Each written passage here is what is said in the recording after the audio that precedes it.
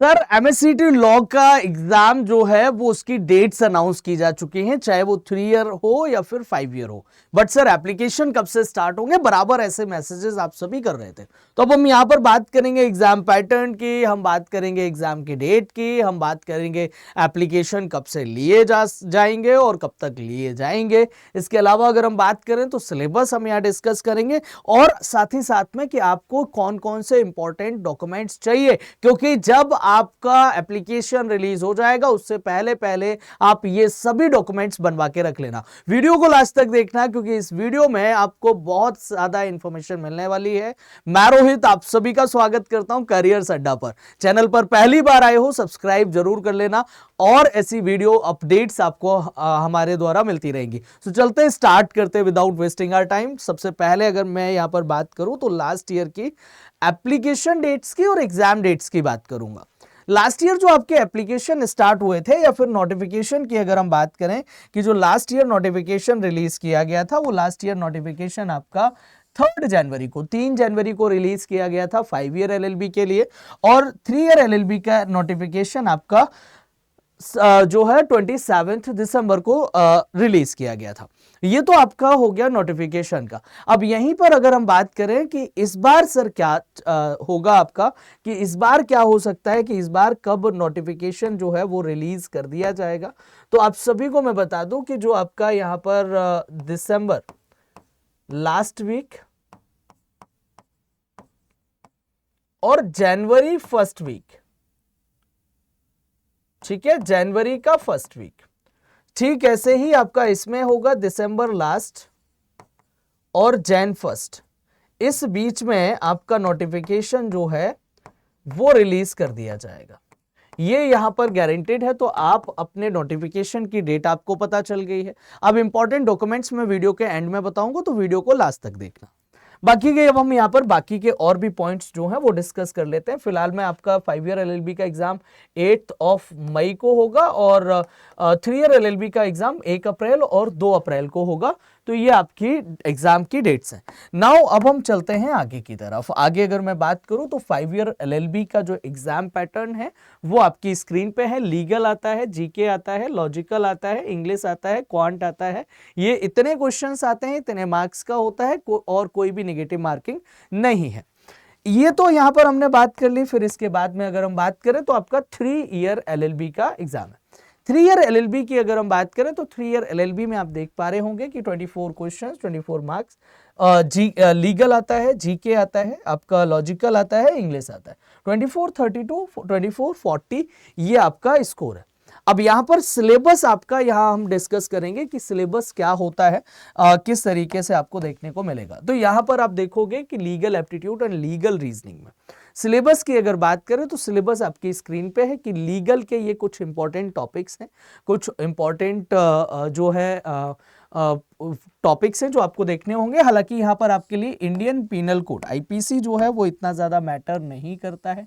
IPC इतना ज़्यादा मायने नहीं रखेगा जितना आपके लिए जो अभी नए लॉज आए हैं वो आपके लिए इंपॉर्टेंट बनेंगे।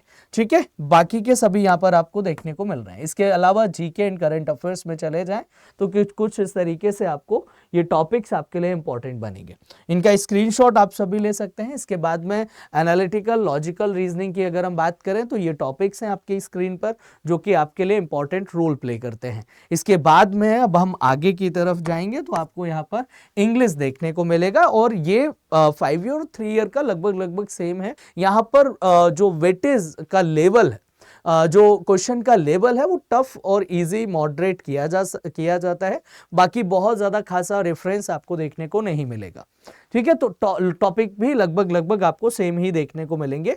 और 3 ईयर एलएलबी में क्वांट नहीं आता है। 5 ईयर एलएलबी के लिए ये इंपॉर्टेंट टॉपिक्स हैं जिनको आपको कवर करना है। ये ऑफिशियल नोटिफिकेशन से लिए गए हैं।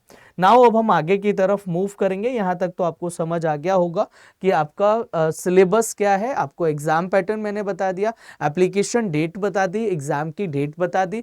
अब इतना ज्यादा सिलेबस है कि आपको लग रहा है कि आप नहीं कर सकते, आपसे नहीं होगा, आपको अभी इतना कम टाइम बचा है, तो अगर आपको 1% भी डाउट है, 1% भी ऐसा लग रहा है कि तुमसे नहीं होगा, तुम नहीं कर पाओगे, तो तुम क्या करोगे, फिर आपको जाना है हमारे बैचेस में एनरोल कर सकते हो। 3 ईयर और 5 ईयर लॉ के लिए हमने जो है उड़ान बैच हमारा लॉन्च किया हुआ है, और लॉ महापैक है। लॉ महापैक में आपको मॉक्स अनलिमिटेड मिल जाते हैं, आपके लिए प्रिंटेड बुक्स मिल जाएंगे, आपको रिवीजन बैच का एक्सेस भी मिल जाता है, बहुत सारी चीजें आपको यहाँ पर मिल जाती है। तो बैच को एनरोल करते टाइम पे रोहित 80 कोड अगर आप यूज करते हैं, यू विल गेट एक्स्ट्रा और maximum discount, and also you will get my free mentorship and guidance. तो बैच को एनरोल करते टाइम पे रोहित 80 ही कोड यूज करना है। इसके बाद मेरी मेंटोरशिप के लिए आप मुझे मेल ड्रॉप कर सकते हैं। मेल में आप लिखेंगे सब्जेक्ट में मेंटोरशिप, नीचे आपका नाम, आपका कॉन्टेक्ट नंबर और बाकी की डिटेल्स कि आपको कौन सा बैच एनरोल करना है एंड क्या है। नाउ अब हम यहां पर बात कर लेते हैं इंपॉर्टेंट डॉक्यूमेंट्स की, कि आपको इंपॉर्टेंट कौन कौन से डॉक्यूमेंट्स रिक्वायर्ड होते हैं। तो देखो, आपके लिए एक तो आपका नाम, date of birth, gender, category certification. अगर आप कैटेगरी आप महाराष्ट्र कैंडिडेट हैं तो आपको अपनी कैटेगरी में अगर आप रिजर्वेशन लेना चाहते हैं तो आपके पास में कैटेगरी सर्टिफिकेट होना मस्ट है, कंपलसरी है। इसके बाद में अगर हम यहाँ पर बात करें तो आपकी कॉन्टैक्ट डिटेल्स में एड्रेस, ईमेल नंबर और मोबाइल नंबर। ईमेल आईडी वही रखेंगे आप अपने पास में जो आप, जिसका आईडी पासवर्ड आपको पता हो और लास्ट तक जो आपके चले। मोबाइल नंबर भी आप चेंज नहीं कर सकते हैं, तो उसका भी आप ध्यान रखेंगे। इसके अलावा अगर मैं बात करूं एजुकेशनल क्वालिफिकेशन में, तो 10th और 12th की मार्कशीट जो है वो आपके लिए इंपॉर्टेंट रहेगी, वो आपके पास होनी चाहिए। इसके अलावा ग्रेजुएशन का सर्टिफिकेट जो है वो आपके पास में होना चाहिए, अगर आप किसके लिए, 3 ईयर LLB के लिए जा रहे हैं। अगर आपके पास में पासिंग सर्टिफिकेट नहीं है तो आप अपीयरिंग जो है वो वहां पर फिल कर देंगे, ठीक है। फॉर्म फिल करते टाइम पे लाइव फॉर्म फिल करा दूंगा मैं आपका कि कैसे आपको फॉर्म फिल करना है। इसके बाद में अगर मैं बात करूं तो आइडेंटिफिकेशन प्रूफ के लिए आपके पास में आधार कार्ड, वोटर आईडी और ड्राइविंग लाइसेंस ये हो सकता है। इसके अलावा भी और भी आपको वहां पर ऑप्शंस मिल जाएंगे आपके आइडेंटिफिकेशन प्रूफ के लिए। कैटेगरी स्पेसिफिक डॉक्यूमेंट्स चाहिए होता है, कास्ट सर्टिफिकेट, इनकम सर्टिफिकेट, अगर आपको रिजर्वेशन लेना है, अगर आप उसके बेनिफिट लेना चाहते हैं रिजर्वेशन कोटा के, तो आपको ये वाले डॉक्यूमेंट्स चाहिए होंगे। इसके अलावा अगर मैं बात करूं तो डोमिसाइल सर्टिफिकेट चाहिए जो महाराष्ट्र के कैंडिडेट हैं, कि आप महाराष्ट्र से हैं तो आपको डोमिसाइल सर्टिफिकेट दिखाना पड़ेगा।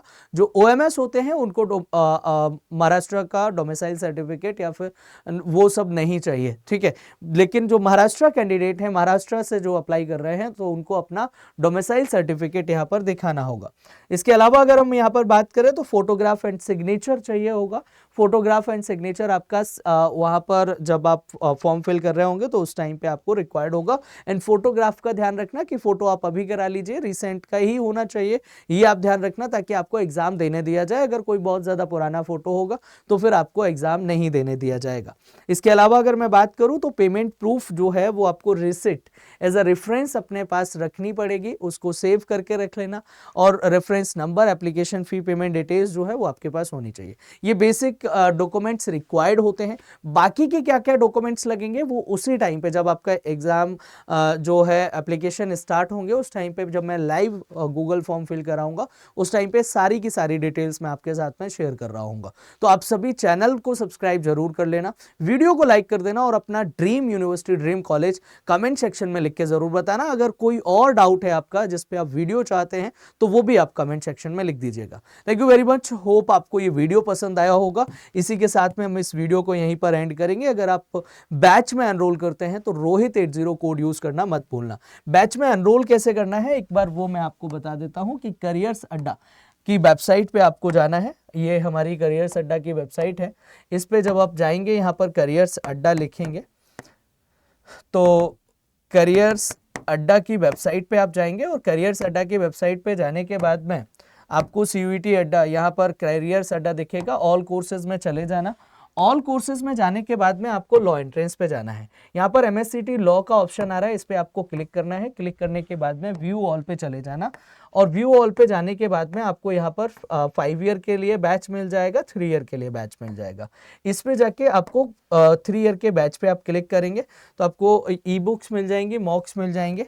यहाँ पर जाके आपको मोर ऑफर में जाके रोहित 80 कोड एंटर करना है, रोहित 80। अप्लाई कर देंगे, आपको एक्स्ट्रा और मैक्सिमम डिस्काउंट मिल जाएगा, फीस अभी और भी कम आपकी हो जाएगी। इसके अलावा अगर हम यहाँ पर बात करें तो आप इस नंबर पे भी एडमिशन इंक्वायरी के लिए कॉल कर सकते हैं, हमारी टीम आपको हेल्प कर देगी। लेकिन बैच एनरोल करते टाइम पे आप रोहित80 कोड यूज करेंगे। So thank you so much यार, bye take care all of you, आप सभी अपना ध्यान रखिएगा।